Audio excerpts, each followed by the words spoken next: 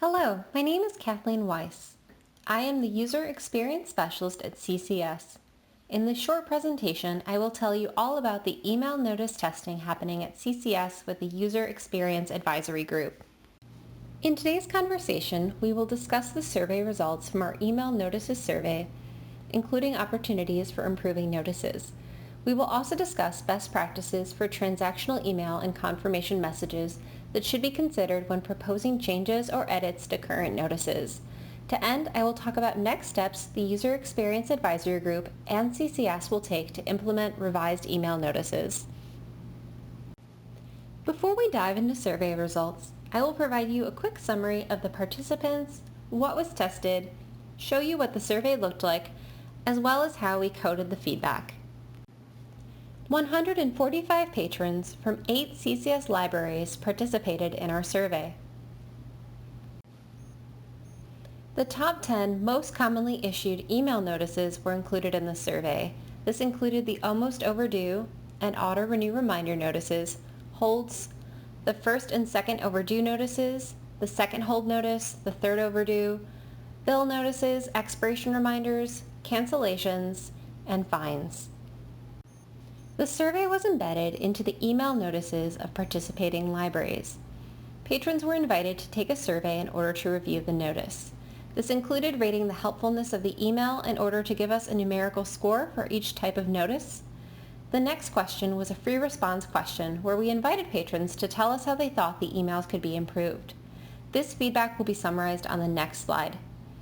Patrons were asked if they would also be willing to provide more feedback in the future. Patrons that answered yes and provided contact information will ultimately review our prototype email notices in order to give us a second round of feedback.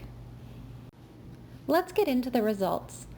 We asked patrons whether the email notice they received was helpful.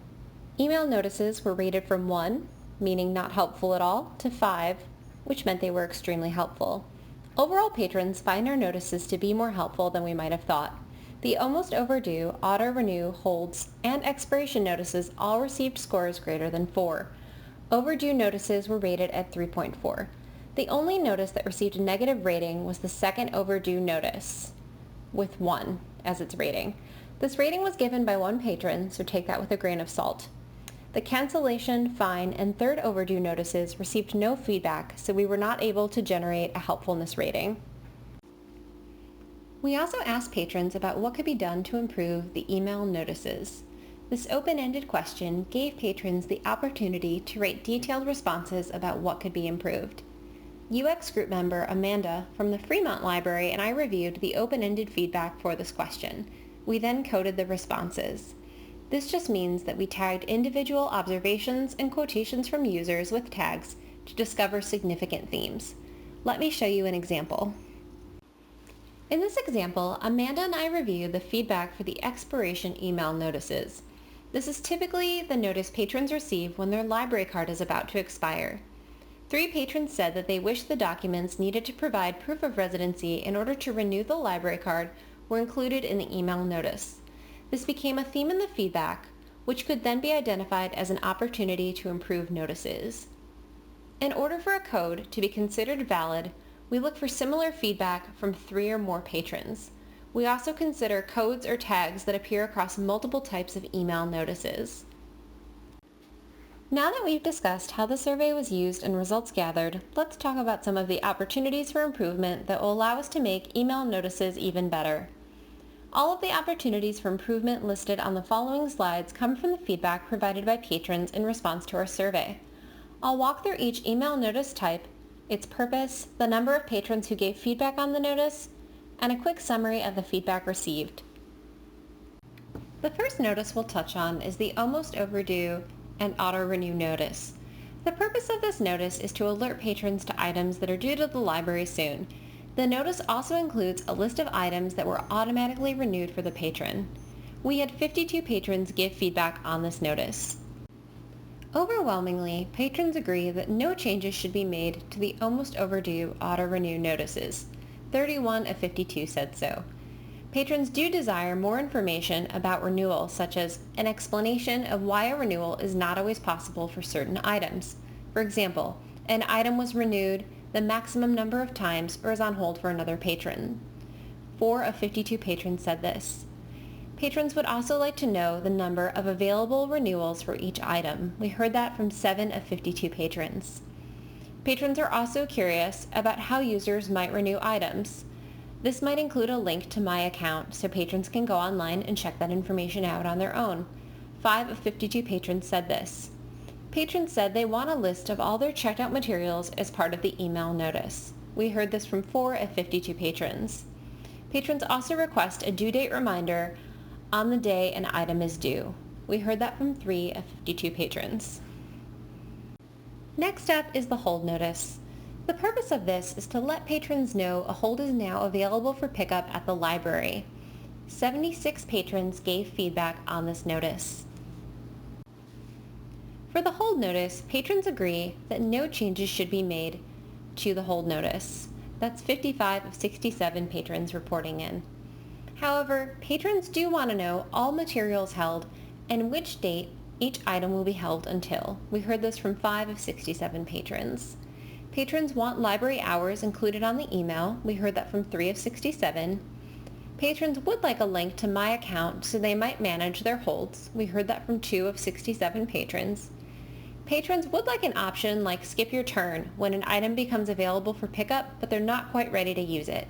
We heard that from 2 of 67 patrons. This type of feature might be comparable to the skip your turn option you see in Libby or Overdrive, where a user can request their hold go to the next person in line as they're not ready to borrow the item. Patrons also want updates about their holds from the time they click Place Hold until the item is available for pickup. We heard that from 3 of 67 patrons. This is comparable to Amazon emailing a user when a package ships and is a certain number of stops away. Last up is the expiration notice. The purpose of the expiration notice is to alert patrons that their library card will expire in a certain number of days. 8 patrons gave feedback on the expiration notice. For the expiration notice, patrons said that they wanted to know which documents are needed to provide proof of residency to renew their library cards. We heard that from 3 of 8 patrons. Now that we've heard a little bit about what our patrons are looking for, let's talk about best practices for crafting notice emails. I'm going to walk through Nielsen Norman's best practices for transactional email and confirmation messages. I'm sharing these so you can keep them in mind when proposing edits for email notices. These are the 8 best practices I'd like you to keep in mind when proposing edits to email notices. First is purpose. Users ought to be able to easily identify the reason and purpose of the email using just the subject line. Next is trust. The sender ought to be a known and trustworthy source to the user. The email needs to be free of misspellings, typos, and grammatical errors that might indicate spam. Next is completeness. The email ought to contain all of the necessary information the user needs to know. Necessary information includes actionable steps based on the information contained in the email. You'll also want to think about timing. The email ought to arrive in time to be useful and actionable. Next, think about value. The information contained inside of the email ought to be valuable and helpful. Information that is not valuable or helpful has no place in the email and ought to be excluded. Think about ease of use. The email ought to be readable without the user expending too much effort. This includes the size of the text and any functionality such as buttons or hyperlinks. We'll also want to think about content. The email ought to be written in plain language.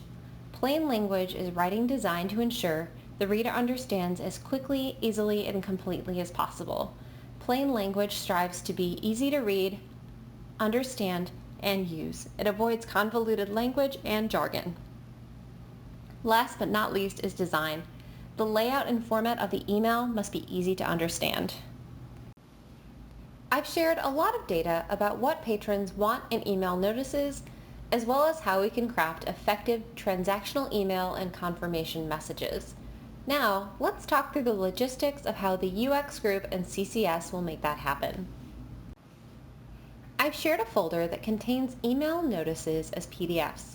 What I'll ask you to do is open each PDF, read through the notice, and make comments for any edits. You can also reply to others' comments if you agree or disagree about proposed edits.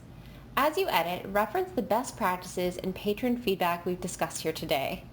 There's also a link included in bullet point 3 that has a summary of all of the patron feedback as well as best practices. I'll ask that you make all of your edits by Wednesday, May 5th.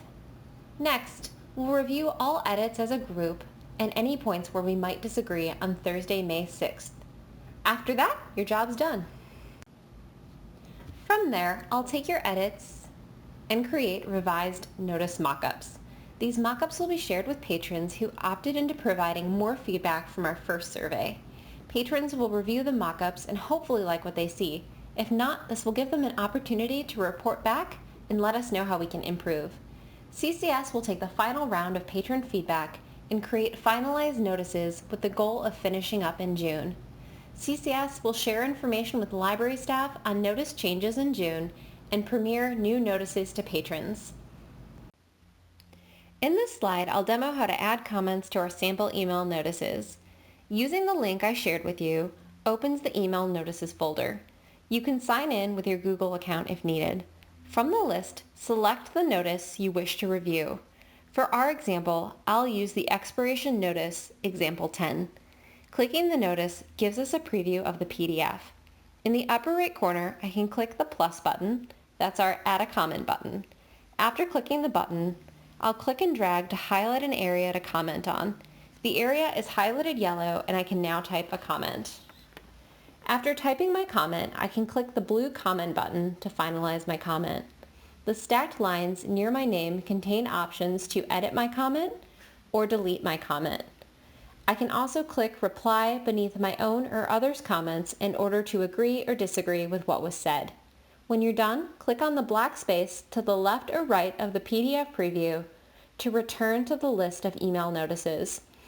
Your comments will stay intact. Happy editing! If you have any questions about this presentation, email help@ccslib.org.